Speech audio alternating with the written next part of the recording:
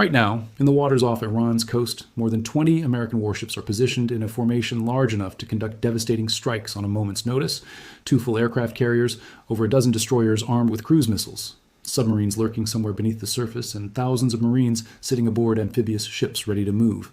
And as of this exact moment, the United States has just conducted a fresh wave of strikes against Iran and announced another round is coming. Nobody, not even the sailors standing watch on those exact ships, knows for certain what the next 24 hours actually holds. Let me walk you through exactly what's actually sitting off Iran's coast right now, because the scale of this deployment is genuinely staggering once you see the full picture laid out together. Here's exactly what's currently positioned in the waters around Iran. According to data from the United States Naval Institute's own information service, the U.S. Navy currently has a group of 17 warships deployed in the Arabian Sea specifically capable of being used in large-scale strikes on Iran. 2 nuclear-powered aircraft carriers, the USS Abraham Lincoln and the USS George H.W. Bush, are stationed directly in the region, together carrying more than 100 combat aircraft between them.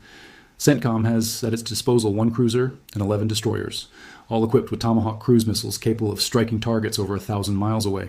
Beyond that, this naval group includes 3 large amphibious assault ships carrying an entire expeditionary marine battalion, vertical takeoff and landing fighter jets, fire support helicopters, transport helicopters, and landing craft. Several attack submarines, also equipped with their own cruise missiles, are on duty as well, operating somewhere beneath the surface where they can't be easily tracked or counted. Separate, more detailed tracking from defense outlet TWZ puts the broader total even higher, counting more than 20 Navy warships currently underway in the Middle East, including those same 2 carrier strike groups and an entire amphibious ready group. That count doesn't even include oilers, supply ships, and other support vessels, or the additional destroyers positioned in the eastern Mediterranean Sea specifically to support this broader operation. Satellite imagery has actually confirmed exactly where some of these massive ships are sitting right now. Analysis of Sentinel-2 satellite images captured earlier this month placed the USS Abraham Lincoln roughly 300 kilometers from the Iranian coast, operating in the Gulf of Oman alongside at least 2 destroyers positioned within about 14 kilometers of the carrier itself. That same satellite analysis located the USS George H.W. Bush near the actual blockade line in the Gulf of Oman, close to the entrance of the Strait of Hormuz, accompanied by its own destroyer escort. Think about the sheer scale of what's actually sitting in those waters for a moment. 2 full nuclear-powered aircraft carriers, each one essentially a floating airbase capable of launching sustained combat operations entirely on its own. Over a dozen destroyers, each one carrying enough Tomahawk cruise missiles to strike targets deep inside Iranian territory without ever needing to enter Iranian airspace directly.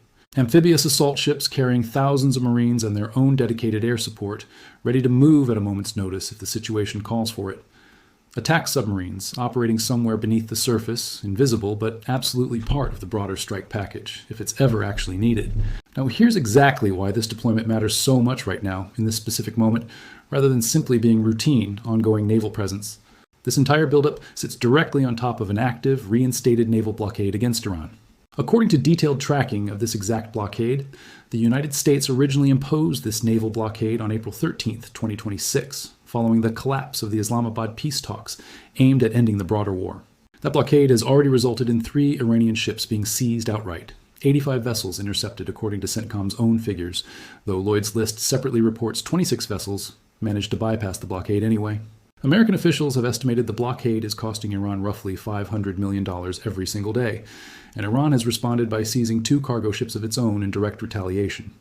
Here's the detail that genuinely makes, right now, feel like a moment of real, immediate consequence, rather than simply another data point in an already long-running conflict. According to TWZ's most recent carrier tracking report, published just hours ago as this exact video comes together, the United States conducted a weekend wave of strikes against Iran and announced a new round today, while the reinstated blockade of Iranian ports approaches the 1-week mark. Read that timeline again carefully. Fresh strikes over the weekend. A brand new round announced today. And a blockade that's already been running for close to a full week, backed up by more than 20 warships and 2 entire carrier strike groups sitting off Iran's coast, ready to support whatever comes next. Just 2 weeks before this most recent escalation, on July 15th, according to detailed TWZ reporting, following hints the week before and a formal announcement from President Trump, the American blockade of Iran came back on in full force. NavCent issued a formal notice to mariners at the time, stating explicitly that CENTCOM forces would enforce the blockade against any vessels transiting to or from Iranian ports and coastal areas, warning that enforcement actions would include disabling and destructive fires upon any vessels that failed to demonstrate immediate compliance with blockading and boarding forces. That's not vague diplomatic language. That's a direct, explicit warning that any ship failing to comply could be fired upon and disabled.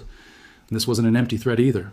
On that exact same day, July 15th, American aircraft fired Hellfire missiles directly into the smokestack of the MT Belma, an unladen Curaçao-flagged oil tanker caught in international waters, attempting to sail toward Karg Island, according to CENTCOM's own confirmation of that specific strike.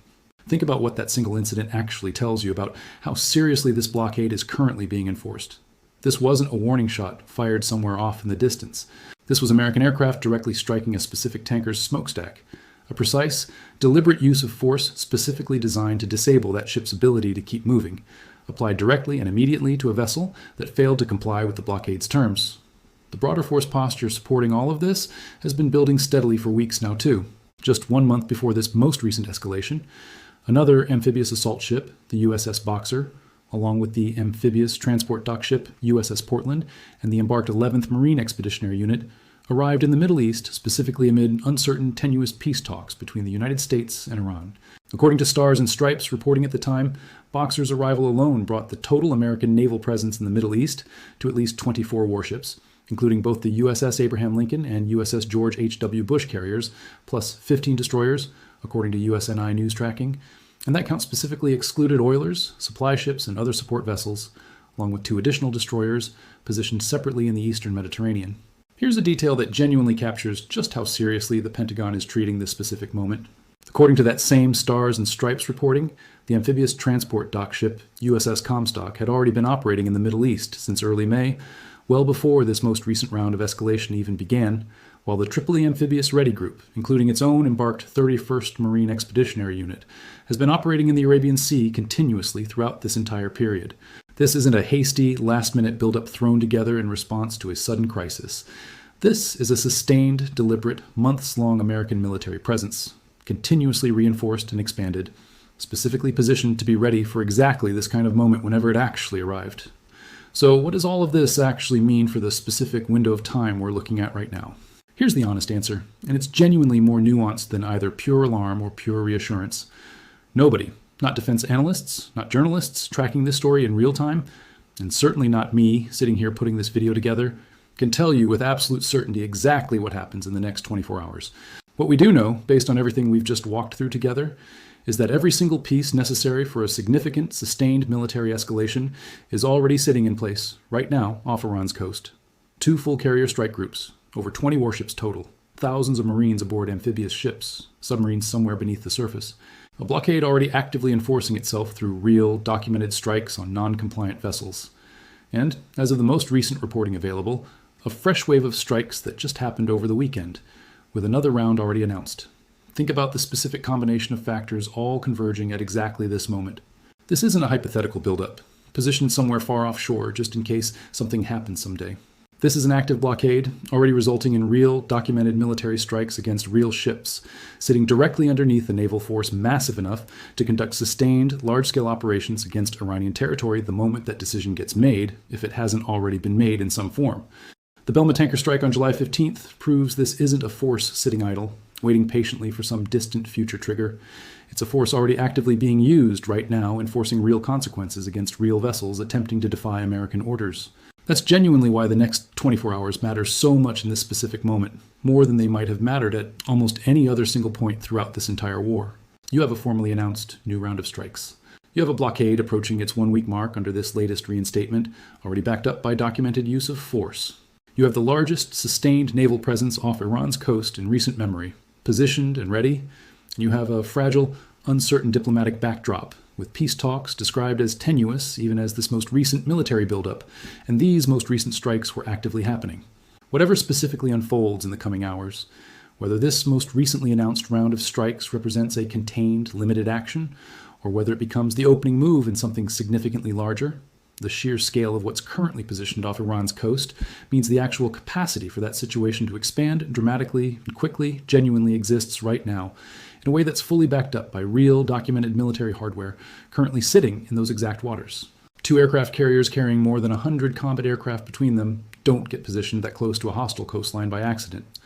11 destroyers loaded with long-range cruise missiles don't sit in the Arabian Sea as a routine, decorative presence.